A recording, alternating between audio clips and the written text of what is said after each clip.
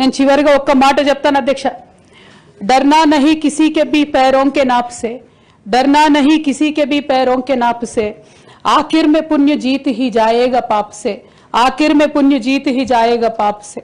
गीता में कृष्ण ने कहा अर्जुन से बस यही, गीता में कृष्ण ने कहा अर्जुन से बस यही, आखिर में पुण्य जीत ही जाएगा पाप से. అధ్యక్ష నేను నిజం పక్షాన ఉన్నాను అధ్యక్ష. అధ్యక్ష నేను నైతికత పక్షాన ఉన్నాను అధ్యక్ష. నేనేమి తప్పు చేయకుండా పార్టీలో కొంతమంది కక్షగట్టి మహిళా నాయకత్వం ఎదగకుండా పార్టీలో కొంతమంది కక్షగట్టి అధ్యక్ష ఎక్కడైతే ఉద్యమకారుల మాటలు కేసీఆర్ గారికి చేరుతాయో, ఎక్కడైతే సామాన్య కార్యకర్తల మాటలు కేసీఆర్ గారికి చేరుతాయో, ఎక్కడైతే పేదవాళ్ళ మాటలు కేసీఆర్ గారికి చేరుతాయి అనుకున్నారు అధ్యక్ష, వాళ్ళకు అడ్డు కూడా గట్టి ఇవాళ నన్ను పార్టీ బయట వేసినారు అధ్యక్ష. అటువంటి పార్టీలో నేను ఉండదలుచుకోలేదు అధ్యక్ష. కాకపోతే మీతో నేను రిక్వెస్ట్ చేస్తా ఉన్నా అధ్యక్ష, ఏ పొలిటికల్ పార్టీ అయినా అధ్యక్ష రాజ్యాంగాన్ని స్ఫూర్తిగా తీసుకొని పనిచేయాలి అధ్యక్ష. బీఆర్ఎస్ పార్టీ ఆ స్ఫూర్తితో లేదు అధ్యక్ష.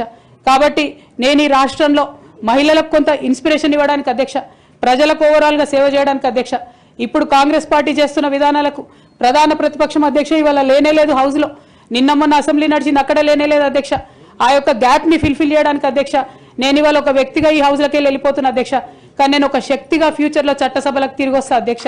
డెఫినెట్గా ఒక పొలిటికల్ సిస్టమ్ని క్రియేట్ చేస్తా అధ్యక్ష ఈ స్టేట్లో, చేసి ఖచ్చితంగా ఒక శక్తిగా నేను తిరిగి వస్తాను అధ్యక్ష. మీ అందరి యొక్క ఆశీర్వాదంతో ఈ హౌస్లో ఈ 4-5 ఇయర్స్లో మీతో ఉన్న అనుబంధంతో నేను చెప్తా ఉన్నా అధ్యక్ష, మీరు చాలా అవకాశాలు ఇచ్చారు అధ్యక్ష, చాలాసార్లు మాట్లాడే అవకాశాలు ఇచ్చారు, అనేక సమస్యల మీద పోరాటం చేసే అవకాశం ఇచ్చారు, మీకు ధన్యవాదాలు తెలియజేస్తాను అధ్యక్ష.